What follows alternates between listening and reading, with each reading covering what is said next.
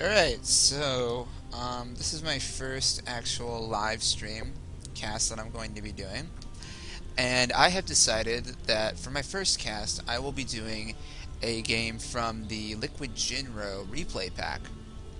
Uh, and I think I'm going to go with Liquid Jinro versus Brown. What do you guys think? I know that I think this might be Slayer's Brown, actually.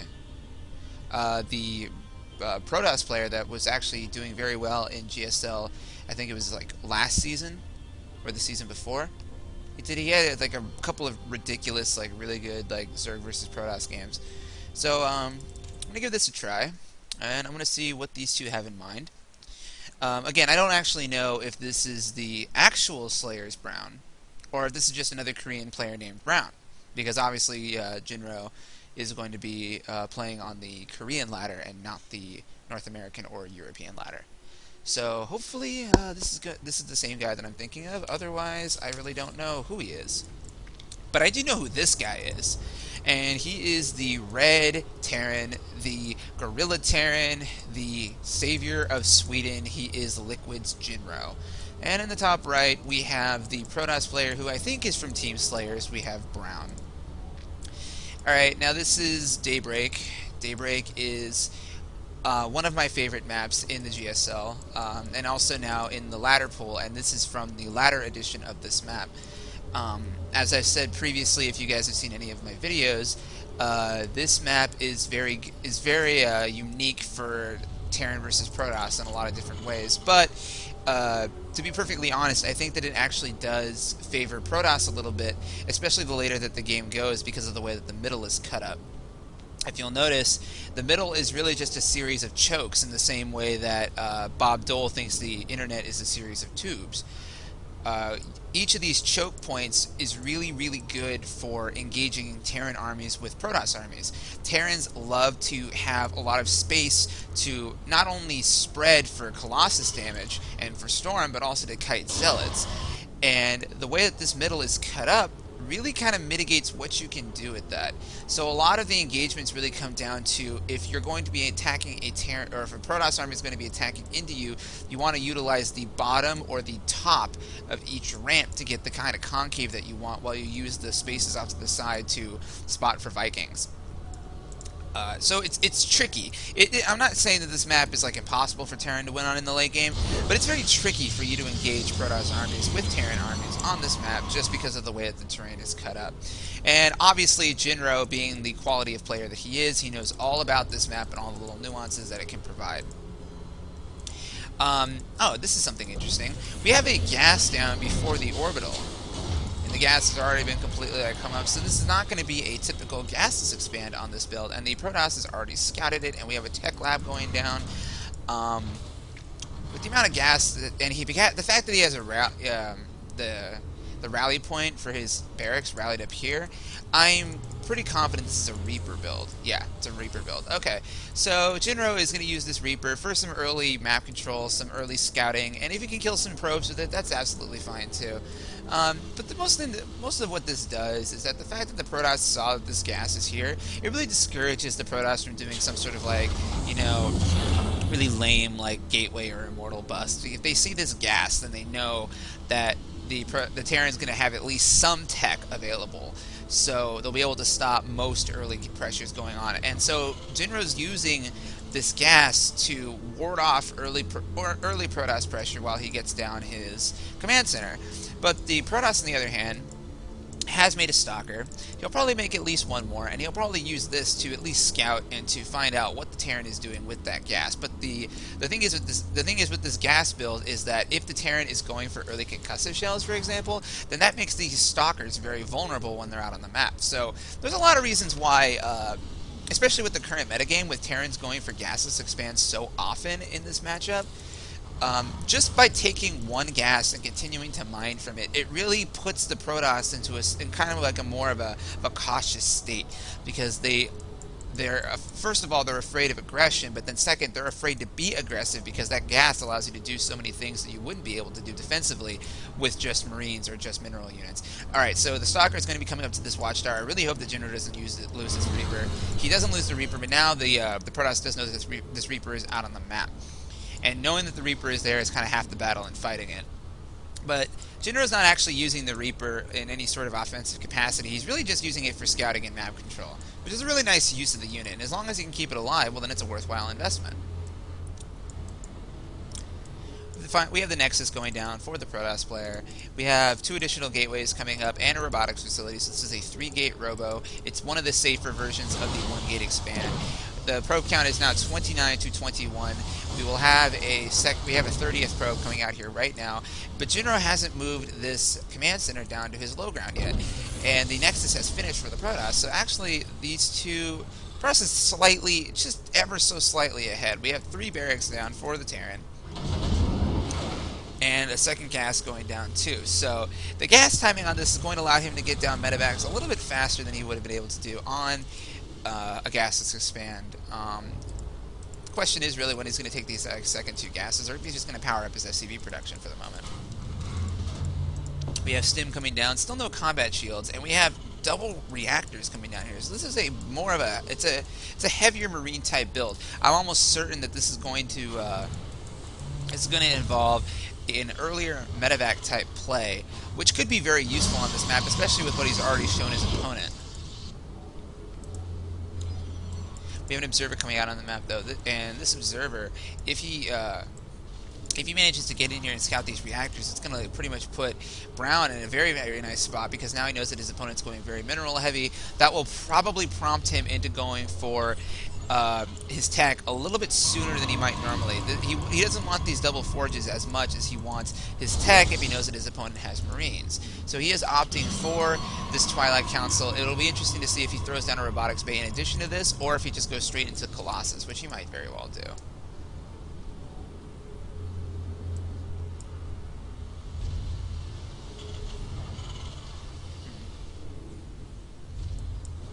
I wonder if Jinro sees this. He sees this observer.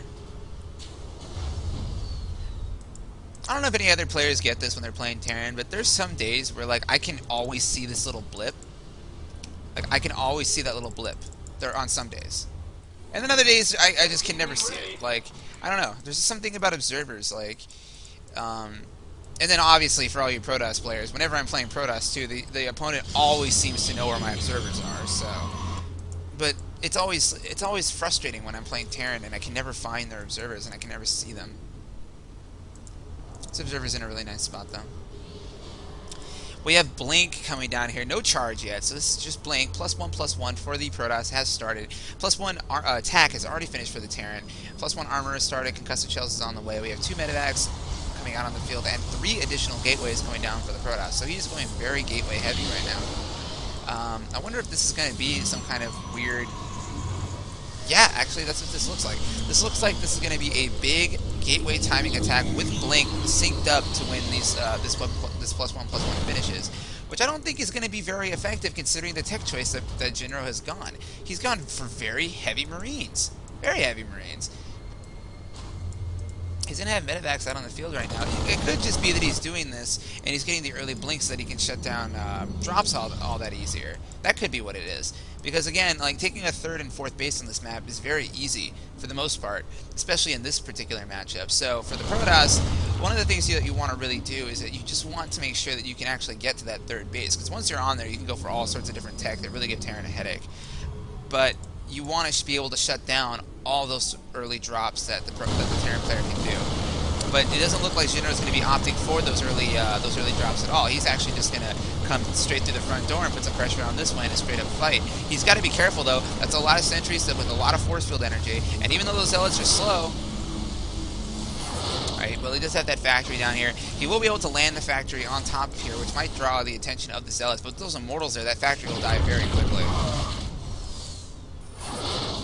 I don't actually think that Jinro actually wants to attack up that ramp. What I would do if I was in his position is just at least leave a large portion of this army here at the bottom of the ramp and try and go for a drop on the other side. He's not going to be able to do very much damage if he tries to go up that ramp. But with all the force fields that Brown's burning, he actually could potentially just stim up the ramp. But I don't know. That's +1/+1 gateway units. Charge is nearly finished. And when charge finishes, this attack is just not going to work. I really, really hope that Jinro doesn't overcommit right here. I really hope he doesn't.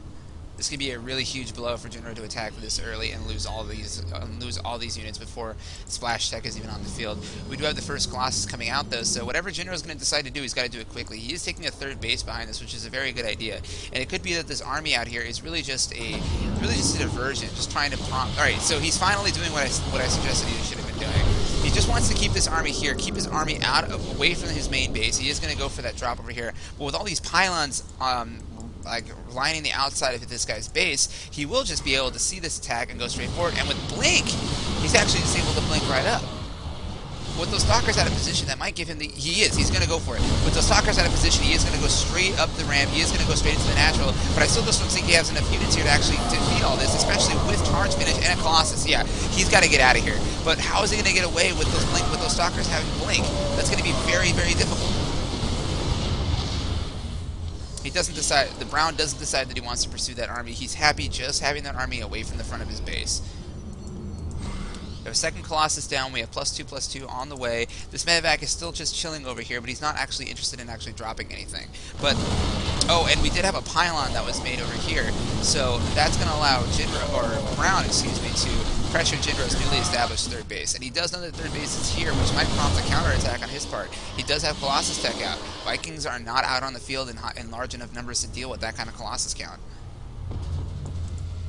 Jinro does realize this, though. He is dropping a second starport.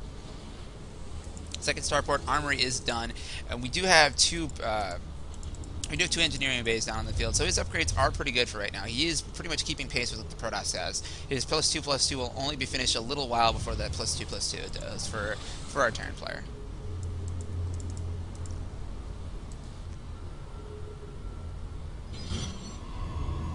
Now, this is the tough part. This is the tough part if you're Terran. If you're Protoss, this is exactly what you want. You just want a lull in the fighting, give you time to get your tech up, finish your upgrades, get that super death ball out of combining the Templar tech with the Colossus tech, and that's such a difficult army for Terrans to break. He has a supply lead over his opponent, not by much though. Losing that proxy pylon did supply block him temporarily, but he is a solid 12 supply ahead of his opponent at the moment.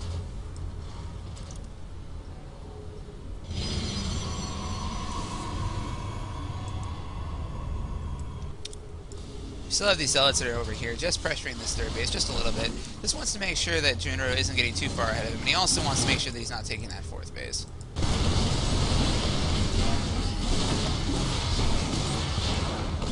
Jinro hasn't started his +3 armor yet, so he's falling a little bit further behind his opponent in terms of upgrades. His +3 armor is started as has his vehicle weapons. Or his ship weapons, excuse me. We have a Ghost Academy going down too, as well as 3 additional tech labs for those newly built barracks. But you can't just sit idly like this. You don't want to just let your Protoss opponent max out. But he's already ahead of him in supply, so this could be a very difficult position for Jinro to attack into. But he does have a lot of Vikings. But we do already have those Archons down. Is Psionic Storm done yet? I don't think it is. Where's that Templar Archon? Psionic Storm is not available yet. So it's really just Archons. But even so, Archons plus Colossus without Ghost Tech, that's very difficult to deal with. And Jinro does know that he's taking that fourth base right now, so what is his follow-up plan? He is making his own fourth command center, but he's already a little bit behind his opponent, and you do not want to trust me, Terrans, you do not want to deal with a fourth base Protoss if you can avoid it. You want to do something to at least put a little hinder on his economy. Why? This. You see this? See all those gateways? Protoss is able to remax on, they're able to spend their money much faster than you can. Straight up, they're just able to spend it a lot faster. So if you guys are even in income, there's a certain point where having additional income as Terran doesn't matter because you can't spend your money that quickly. Like, you have to rally units together. You can only make so many units out of these barracks at a time. Between Chrono Boost and the ability to use these warp gates anywhere on the map, Protoss is able to remax their army much faster than you can. to these super late game situations that Jinro is slowly finding himself into, it becomes progressively more and more difficult to handle the Protoss when their economy just gets to a certain level where they're able to use the warp gate in this way. I mean, look at this. This is so many warp gates. I don't know. I think Jinro's being a little too passive. We have to do something to prevent these warp gates from getting into this great of a number, and for him to have the ability to utilize all of them at once. We might have small engagement down here at the bottom, but nope. It looks like he was just sniping one of those observers. But here come the army. Psionic Storm is done now. He's able to get a storm off on this army. This could be a huge deal. There isn't really anything over there. That's a big storm. It's a lot of wounded units. And am I seeing things, people? Am I seeing things? Does Jinro only have 3 medevacs in this army? This could be a really huge deal. Most of that army is actually in Vikings. There's a lot of Vikings. He only has 3 medevacs out in the field. He has a lot of ghosts, though. A lot of ghosts.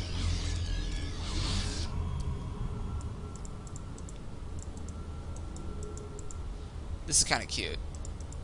Brown's just throwing down these photon cannons just to give him a little bit of a defender's advantage for his proxy pylon if Jinro wants to try and take this position. And this position is a pretty important position to hold because it's the high ground position on the bottom half of the map. Jinro pretty much currently controls the high ground over here, but these Dark Templar will take care of that if they decide they want to. I don't think either player really was paying attention to this little movement that was on the map right now. Okay, those DTs are pretty much going to deny this 4th base, or this 5th base, excuse me, because this 4th base is already over here. They're going to deny this 5th base almost by themselves.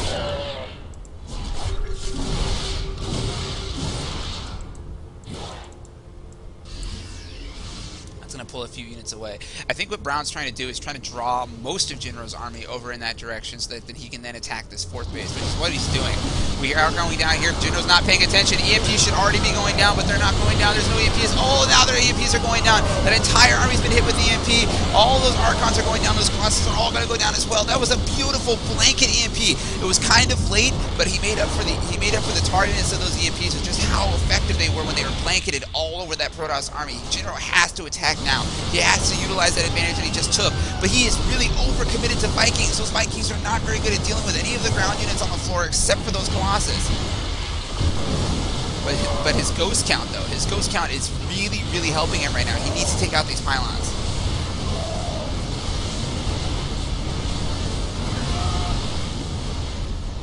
He's making a lot of units behind that. Brown is going to have to fall back. He's going to fall back to his 4th base.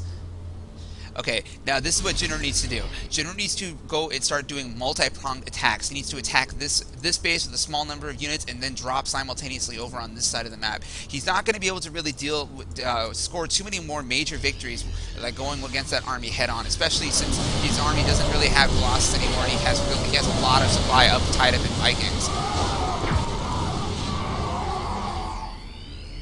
But it looks to me that Jinro is pretty confident in his ghost count right now, but those ghosts are only going to have energy for so much longer. Here comes the Protoss army. Those EMPs did go off, but they are not as good as last time. Here come the Vikings. Vikings will be able to take care of those Colossus. He cannot lose all that army just yet.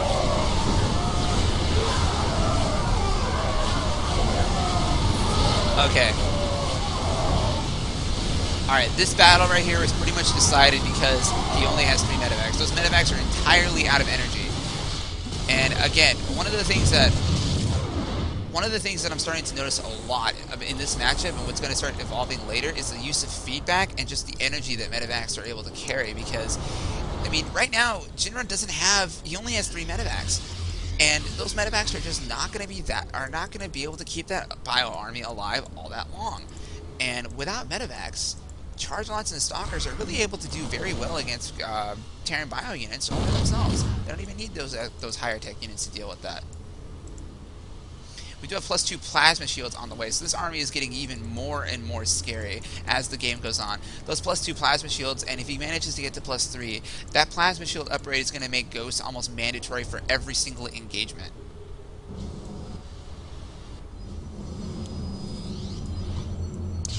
We have a 6th base being established up here. That is 6 Ghosts.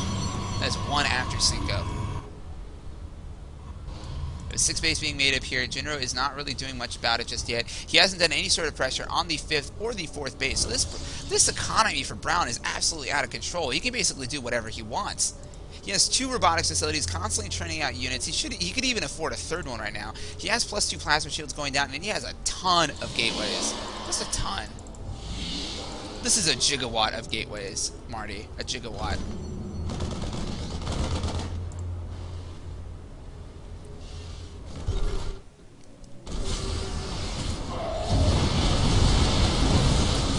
Workers spread out over this map. He can pretty much, he can keep doing this forever. So what's Jinro's plan? This is Jinro's plan, and this is why this is one of the reasons why Jinro is so cool. He's like, all right, I'm in a tough spot. I'm just gonna muscle through it. Where other Terrans might be like, you know, I'm gonna be cute and I'm gonna like, you know, start doing a lot of like small, like little attacks here and there. Jinro's like, no, I'm the gorilla Terran. I'm just gonna start nuking this guy. I don't even care. I'm just gonna start nuking everything. This actually might work too, but it's not going to work over here. There's photon cannons and a high Templar over here. That'll be enough to deny any sort of nuke on this side of the map. And actually, the only real vulnerable base is the 4th base, or the 3rd base, actually. That's really the only vulnerable base. A lot of these other bases have a lot of photon cannon protection. I have a text, excuse me.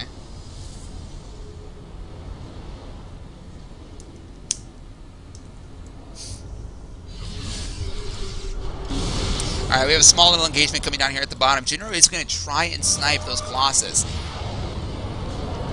Alright, these nukes are zoning these Colossus away, and that nuke's basically not going to do anything. Where's the 2nd nuke? The 2nd nuke is over at the 5th base, and the 3rd nuke is over at the 4th base again. So what is Brown going to do about all of this?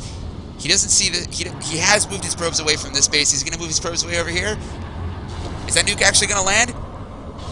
I think this nuke might land. Oh! Nuke landed, destroyed a ton of probes over at the 5th base. And here comes the other nuke coming down on this 4th base.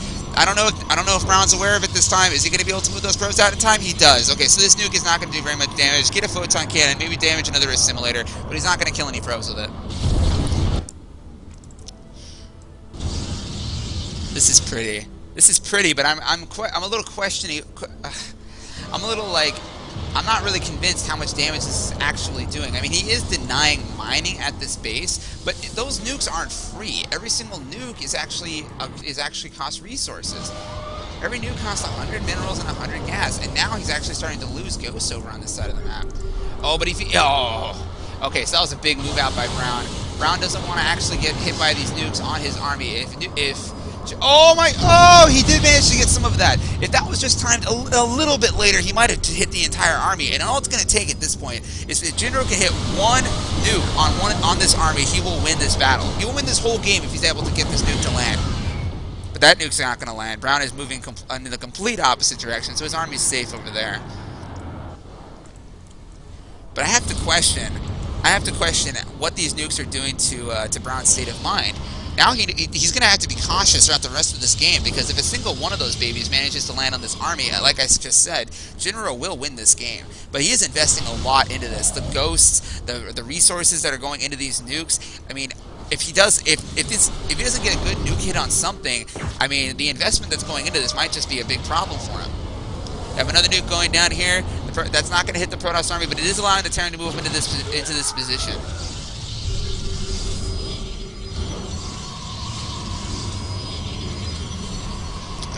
Here comes the Protoss army. This might be a good opportunity for Jinro to get a nuke off. Or not. Jinro's not going to attack into that army. He needs to go around him. Then he cannot allow this Protoss player to continue taking bases all over the map.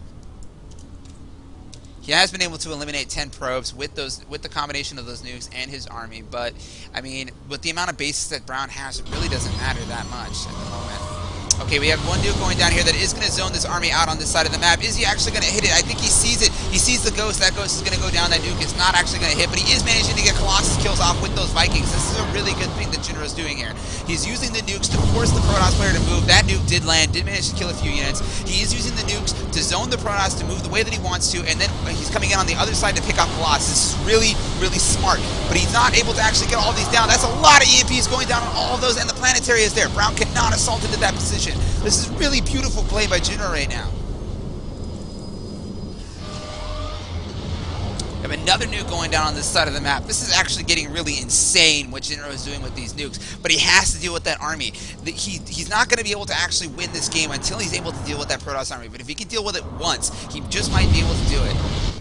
But this whole time, too, Brown's economy is actually still off the hook. Here comes Brown's army. Is it going to attack into that planetary fortress? There aren't any SCVs up there to repair. Then planetary is probably going to go down. It doesn't go down. Jinro's actually able to get there in time.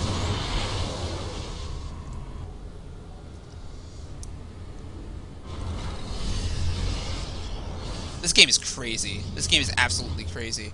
We have a lot of High Templar out on the map, though. That is a lot of energy that can be used for Psionic Storm. I'm thinking that Brown is of the opinion that if he can manage to just muscle through this army once, they're both in the same position at this point, this late in the game. They just really need to kill each other's opponent's army once. Just once. Here comes a secondary nuke coming down. He is going to get another Viking, but here comes storms. Oh, those are a lot of storms all over that Terran army. This nuke looks like it might land. It might land. It might kill a few. It might kill a few Archons, but he's gonna kill some of his own troops. Oh, there goes the High Templar. This Archon is the biggest baller in the world. He did not get killed by a nuke. He's like, yeah, what's up, guys? I got hit by a nuclear weapon, and I am still alive. What's up? Here comes another nuke. Gonna be landing down on these pylons and this photon cannon. It's not actually gonna do very much damage to the base, but it could give Jinro the opportunity to come in and snipe it. But like I've said already, Brown's economy doesn't even need this base. He has so many bases all over the map. This base isn't mined out. This base isn't mined out. His natural is still got some resources left at it. I mean, he can continue doing this all day. Jinro's economy is not as good, but it's good enough that he can continue doing this for a while. But, I mean, Brown is scoring a much bigger victory over here, taking out Jinro's attempt to take a 6th base over Jinro's like nukes over at this 6th base. He really needs to send some marauders over here. He needs to knock this base out, knock it out of commission, keep his opponent on his side of the map. But right now, Brown has a definite economic lead over Jinro right now. Something else that would be really useful is if Jinro would get additional weapon upgrades for those Vikings. It would allow him to do what he's doing, but it would allow him to do it much more effectively. Okay, he needs to use that to take out. He's using these nukes to zone the Protoss army away. The Protoss is not actually going to be able to come and defend this position. Protoss is going around into the middle of the map, though. He is going to assault into this planetary fortress. Jinro doesn't even have control. He needs to keep control of this watchtower. That will allow him to spot, so that if Brown tries to move onto this side of the map, he will actually be able to see it. This is ridiculous. Between these two planetaries, Brown is going to have a very difficult time assaulting into this position. And between the photon cannons and the splash damage that's in this Brown's army, it's going to make it even more difficult for Jinro to assault over there. I think one of the only real attack paths available to either of these players is to just go around the middle and go over to attack their opponent's 4th or 5th base, depending on what you want to call it. It really doesn't matter at this point. Jinro has sensor towers down. He needs to drop another sensor tower over here. He does have another sensor tower over here. So it's gonna be very difficult for Brown to move around without Jinro being able to see it. And one of the things is, because of those nukes, he's being very careful about how he moves. Because, like I said, and I have to keep reiterating this, if a single one of these nukes manages to hit that army, Jinro will just have such a huge advantage, he might just be able to win. The banks for these players is actually ridiculous, because they're not actually able to spend any money right now with the amount of, troops that really just aren't being killed.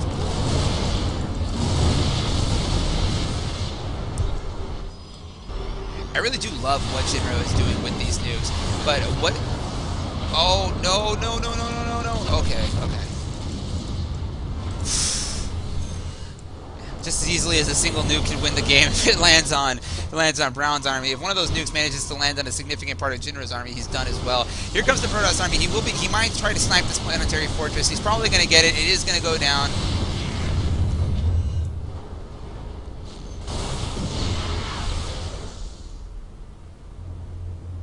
Oh my god, that is so many ghosts. That is 27 ghosts, guys. Oh, wow.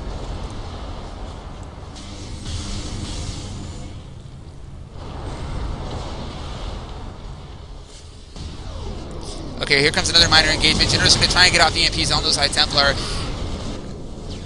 But that's not even a significant portion of Brown's High Templar, is it? This one still has enough left for a storm.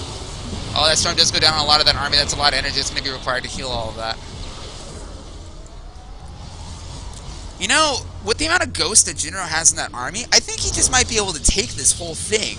If he just goes in there and blankets EMPs like he did in that first engagement, there are so many Archons in this army, hogging a lot of the supply. If Jinro just walks in there, I think he can actually kill this. There are so many Vikings in Jinro's army, he could just incinerate these Colossus without much of a challenge, and the rest of those Archons will go down to blanket EMPs. That'll only leave him with about 40 supply of Zealots to really deal with this army. I don't think Jinro really acknowledges like how strong his army is with this heavy of a ghost count. Well, I mean, these two can only continue doing this for so long. There has to eventually be an engagement in this game. This might be it though. We have Psionic Storms coming down here. All those bio units are weakened. That nuke was canceled, so that nuke is not going to land down on Jinro's own base. He's really just trying to repel the Protoss army away from his expansion attempt.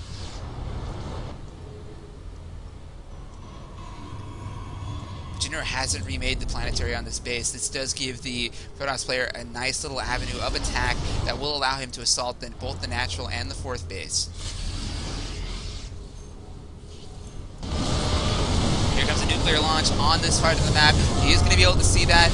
He's going to be able to see the ghost. He doesn't see the ghost just yet. The ghost does go down. Just blanket EMP all that, Jinro. Thank you. Here comes the engagement that we've been looking for, ladies and gentlemen. The Psionic Storms are going down on all those Vikings. Those Vikings do go down. There's only 3 Colossus left. There's a lot of Archons still in that army. How many EMPs does he have left? He doesn't have that many EMPs left. Those Psionic Storms on those Vikings actually made a huge difference. Those Vikings went down so quickly. There aren't any Vikings to deal with this Colossus count anymore. He needs to get EMPs on all those Archons. Here they go. The EMPs do go down, but that storm is really, really big. Jinro took a lot of damage from that storm, and this Protoss army looks like it might just be strong enough to storm through all of this.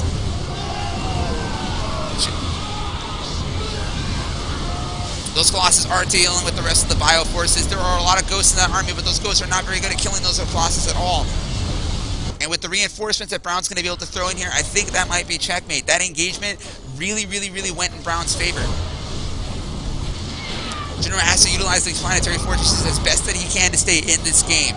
These planetary fortresses are going to be the only thing that are going to keep him in this game, and that is only going to last for as long as it takes for Brown to not remax. But Brown is already back up to 163 supply. This is what I was saying about those warp gates earlier.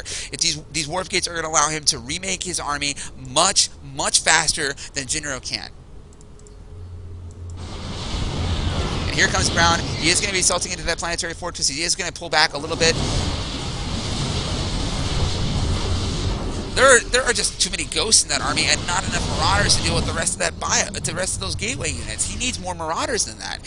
He really just has ghosts. I mean, ghosts are great for EMP guys, but EMP can only do so much damage to a Protoss unit. It's only half of his army. It's only half of his HP.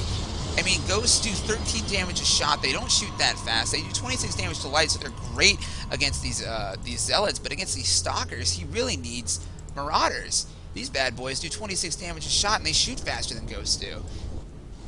So he needs more Marauders in this army. He needs more Marauders and potentially more Marines, but he has a lot of ghosts. I mean, the ghosts could take care of it, but now Brown's army is so heavily made up of stalkers. He needs Marauders for that. Okay, here comes another engagement. He is stuck between 2 planetary fortresses, guys. Look at this. 2 planetary fortresses dealing a lot of splash damage, but Jinro isn't actually attacking into that army. He needs to attack this army here. You don't get a better opportunity than this. They attack a Protoss army. Here he goes. Both those planetaries do go down, but Jinro is being very indecisive with his army, and he's not actually able to take down too many of those Colossus. 2 Colossus still remain. You have 2 Colossus, 4 Archons, and a ton of Stalkers. That is... Oh... I'm wrong again, guys. That is 3 planetary fortresses attacking his army, and Jinro's army is nowhere near it. He needs to support those planetaries.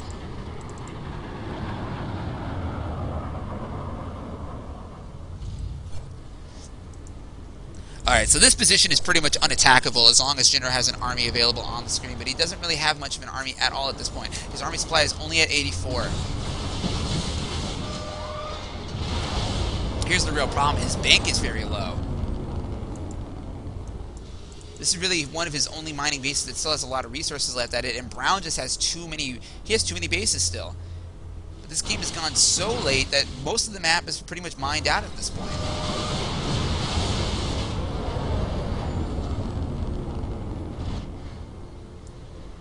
Okay, this nuke, if it lands, will deal a huge damage, but it doesn't. It doesn't actually land. Brown's able to move his probes away, so that nuke was a big investment that did not work at this point. And Jinro is now down to 184, 200 minerals, and 50 gas. This army is pretty much all he has left, and frankly, he just doesn't have enough marauders to deal with those stalkers. Even if EMPs manage to land, even if he's able to somehow take care of those colossus, which I don't think he can, the pure stalker and zealot army that he has is just not going to be able to be destroyed with this many ghosts.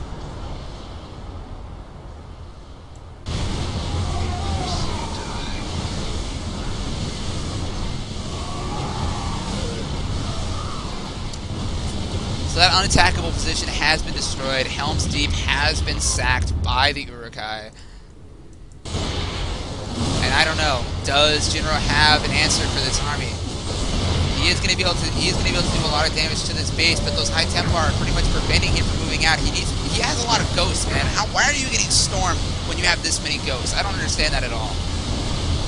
Here comes the Protoss army. Jinro has to get out of there. He cannot fight that army unless he just wants to die to it. He's going to be losing men. He needs to get out of there. He has Vikings to take care of the Colossus, but nothing to take care of all of the Stalkers. There are no EMPs going down. Where are the EMPs? Oh, damn, that was tough. That was so tough. Oh. Jinro, man. Jinro. That was one of the most brilliantly played games that I've ever seen someone lose. Like, I really just think at some point with the ratio of ghosts and marauders that you had in this army, you could have just destroyed his army in a straight up fight because so much of his supply was tied up in those archons. But when the fight actually happened, we need to go back to that. We need to go back to that engagement. That engagement really decided everything.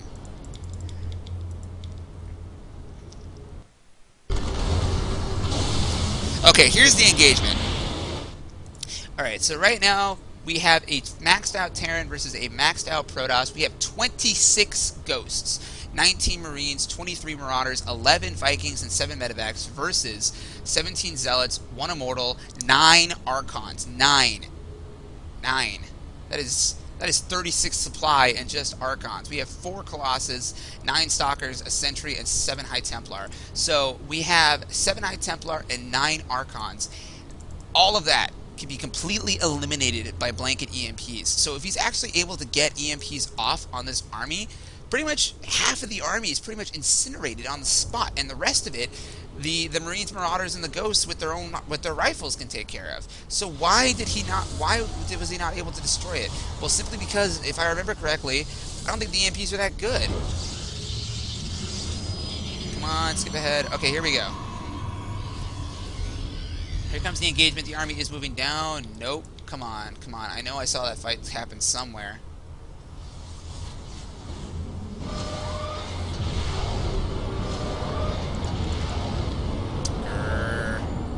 When did that fight happen?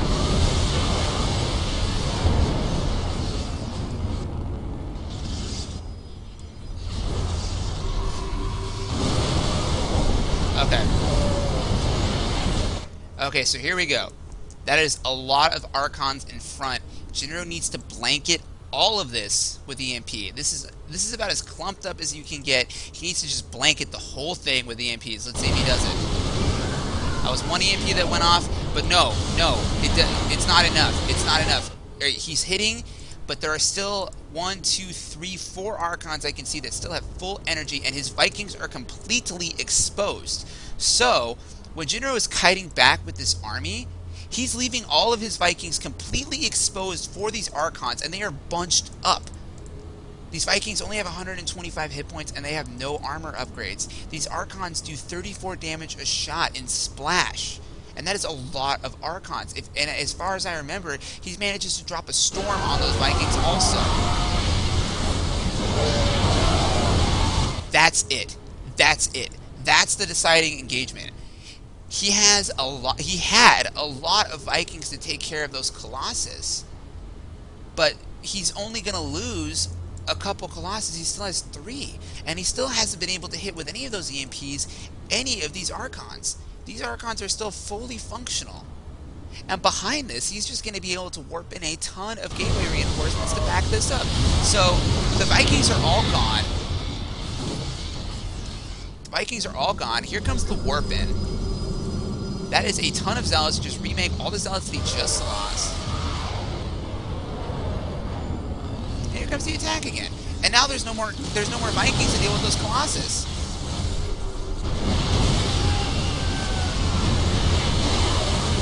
And a single good storm does go down, but the real problem here is the Colossus.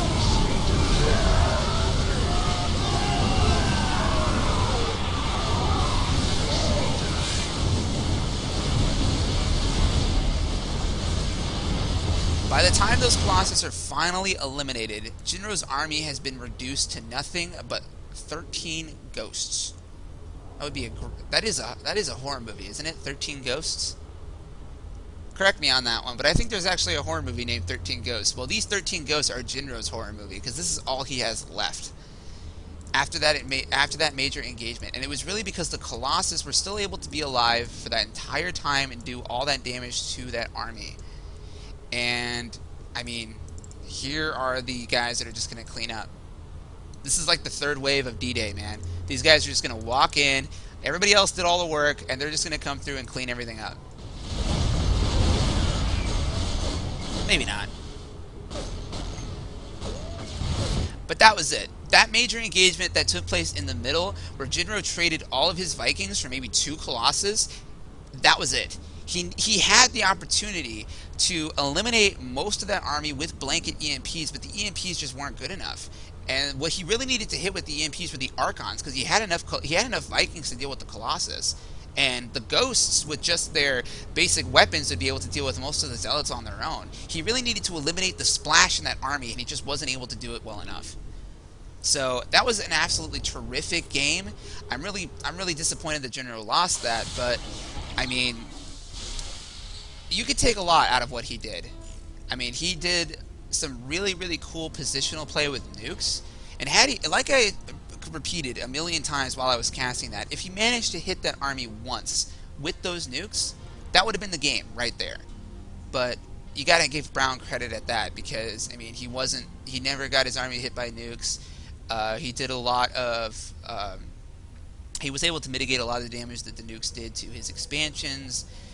And when it really mattered, in that major engagement, when it really mattered, he just out-microed Jinro. And that's why he was able to take that game. But that was a really great game. I'm happy that I was able to cast that. I hope you guys enjoyed that. I really do. This is KT Vindicast.